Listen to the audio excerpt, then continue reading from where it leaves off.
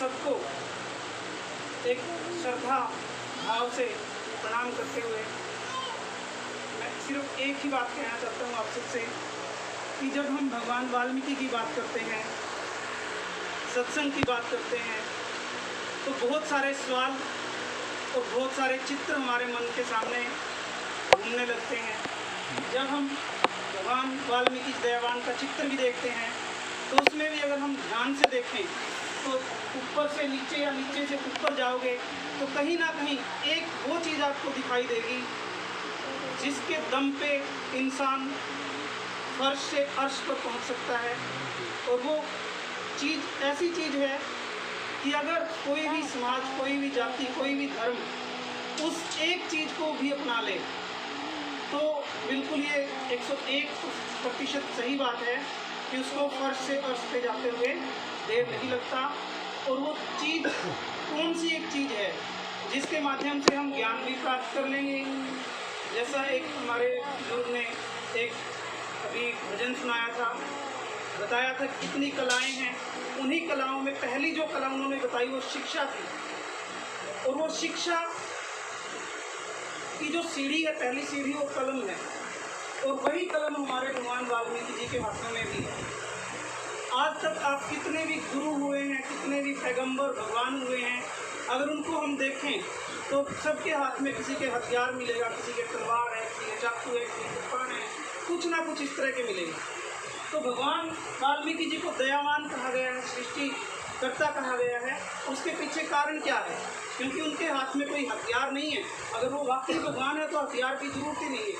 उनके हाथ में क्या है? ये कलम है। और यही वो शक्ति है, यही वो ताकत है जो हमें फर्श से अर्श तक पहुँचा सकती है। मेरी माताओं बहनों, खास तौर से आपसे हाथ जोड़ के विनती करता हूँ कि हमारा ये सत्संग सुनना तभी फलदायी होगा जब हम अपने छोटे बच्चों को, अपनी बेटियों को, अपने बेटों को स्कूल का रास्ता दिखाएंगे, उनमें संस्कार डालेंगे। क्योंकि ये वो हमारी संपत्ति है, वो हमारी खेती है जिसमें हम जैसा बीज डालेंगे वैसा ही हमें फल मिलेगा। जैसे कुम्हार होता है, अपने कुम्हार को अगर किसी ने देखा है, छोटों ने नहीं देखा तो बड़े तो सभी देखा है। जब वो बर्तन बनाता है, एक मटका बनाता है, तो उसकी शेप क्या होती है? मिट्टी है, गारा होती है। उसको चाक पे घुमाएगा, थपकी देगा, और जैसी थपकी लगेगी वैसा ही वो बच्चा या वो मटका जो है बन जाता है। उस पर अच्छी थपकी लगती रहेगी तो अच्छी शेप आएगी। अगर उस पर एक भी थपकी गलत लग गई तो वो बिखर जाता है। तो वही बात हमारे बच्चों पे भी लागू होती है कि हमें वो थपकी जो देनी है उसको अच्छी थपकी देनी है, संस्कार अच्छे देने हैं। जब हमारे बच्चों में संस्कार होंगे, कलम की ताकत होगी, तो दुनिया की मेरे ख्याल दूसरी कोई ताकत नहीं है कि जो हमें फर्श से अर्श पर पहुँचने से कोई रोक पाए।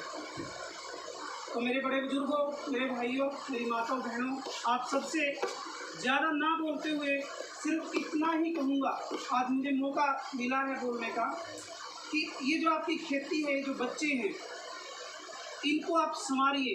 जिस तरह से किसान खेत में पहले हल चलाता है, हल चलाने के बाद उसको लेवल करता है, एक सार करता है उसको, खेत को, फिर कहीं जाके उसमें बीज, खाद, दवाई, पता नहीं क्या क्या मेहनत करता है, उसमें डालता है, पानी देता है, सींचता है कई महीने, तब जाके वो जो फसल होती है उसकी, उसको एक तरह से मालामाल कर देती है। और वो नालायक रहता है उसके लिए कि कब ये फसल पके और कब मुझे मेरी मेहनत का फल जो है मुझे मिले।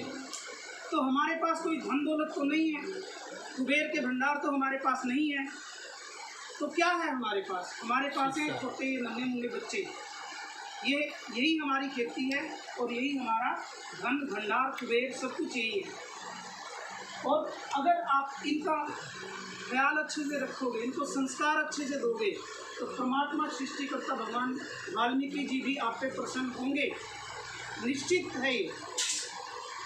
आप कुछ भी ना करिए, अपने बच्चों को अच्छे संस्कार दे दीजिए। मैं कहता हूँ आपके घर में किसी भी तरह का कोई दुख, दर्द या कोई इस तरह की गरीबी या जिसको हम टोटा कहते हैं, मेरे ख्याल से दूर दूर भी नहीं रहेगा, पड़ोसियों घर में भी नहीं रहेगा। कैसे नहीं रहेगा? क्योंकि जब आपका बच्चा पढ़ेगा, कहीं अफसर बनेगा, जेब में कलम होगा, गले में टाई होगी, गाड़ी होगी, तो कम से कम आपके बच्चे को देख के पड़ोसी को भी आएगा कि यार ये भी कब भूखा था, अगर ये ऐसा बन सकता है तो मेरा बच्चा क्यों नहीं बन सकता। तो देखिए, आपकी गरीबी नहीं बल्कि आपके पड़ोस का टोटा भी मिट जाएगा। और अगर हम ऐसे ही चलते रहे तो धीरे धीरे हमारा समाज, जिसको आज लोग हे दृष्टि से देखते हैं, गंदी दृष्टि से देखते हैं, उसको उस अर्श पे पहुंचने में समय नहीं लगेगा। तो मेरी माताओं से, बहनों से, बेटियों से, मेरे बड़े बुजुर्गों से मेरी यही हाथ जोड़ के विनती है कि आप अपने बच्चों को अच्छे संस्कार दें, समय पे उनको अच्छी अच्छी बातें सिखाएं, क्योंकि जब समय निकल जाता है तो कुछ हाथ नहीं रहता। बचपन में हम अपने बच्चों को मना कर देते, और जब वो बड़े हो जाते हैं हमारी सुनते ही नहीं है फिर बच्चे।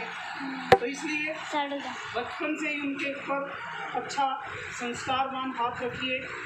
जो नशे हैं, जो और इस तरह की बुराइयां हैं, उनसे दूर रहिए। कोशिश कीजिए कि अगर बच्चा आपके पास बैठा है तो बीड़ी सिगरेट भी उसके सामने ना पिए, और शराब और ये तो दूर की बातें हैं। तो जैसे हम संस्कार हमारे बच्चों में डालेंगे वैसे ही वो बनेंगे।